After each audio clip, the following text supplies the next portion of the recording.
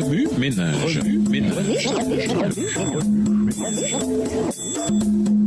Bienvenue dans votre émission Remue ménage. Nous voilà au vendredi 8 avril. Son ministère se poursuit. Lisons Colossiens 3, le verset 16. Colossiens 3, verset 16. Que la parole de Christ habite parmi vous abondamment. Instruisez-vous et exhortez-vous les uns les autres en toute sagesse, par des psaumes, des hymnes, par des cantiques spirituels, chantant à Dieu dans vos cœurs sous l'inspiration de la grâce. Pour conclure, le ministère de Jésus est sans pareil. Avant son arrivée sur terre et après son ascension, personne n'a pu ou ne pourra surpasser la grandeur de l'amour du Sauveur pour l'humanité.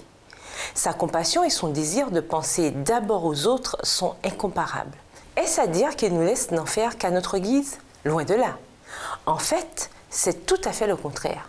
Nous ne pourrons jamais atteindre la perfection en raison de notre état de pécheur.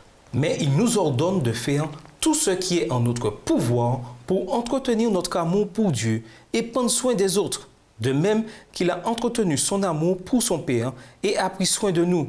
Le ministère terrestre du Christ montre qu'il nous est même possible de faire de plus grandes choses que lui. Jean 14, verset 12. Pour ce faire, il nous accorde son esprit et promet d'être toujours avec nous. Matthieu 28, verset 20. Par conséquent, marchons résolument sur les pas de Jésus. Coffres idées. Commencez votre propre ministère à l'école, au travail ou à l'église. Bénévolat, études bibliques, groupe de prière, page Facebook, etc. Étudiez l'Évangile selon Matthieu.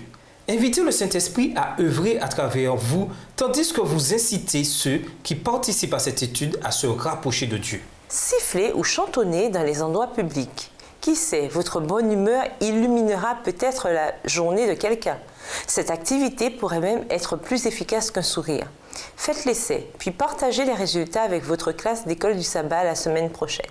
Consignez vos pensées sur la naissance, la vie et la mort de Jésus.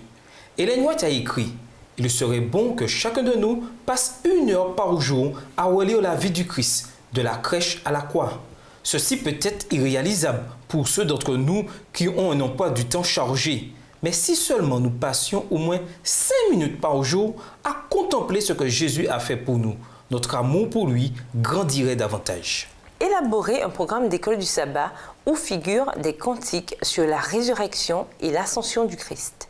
Dans le recueil de cantiques Hymnes et louanges, vous trouverez une section traitant de ces sujets. Pour aller plus loin, nous vous invitons à lire Matthieu 5, verset 16, Acte 9, le verset 36, le livre Les paraboles de Jésus, le chapitre L'amour de Dieu à la recherche de l'homme, page 185, livre écrit par Ellen G. White. ainsi que le livre Reaching the Unreachable, Atteindre l'inatteignable, écrit par Martin F. Scott. Au revoir. Et à demain si Dieu veut. Remue ménage.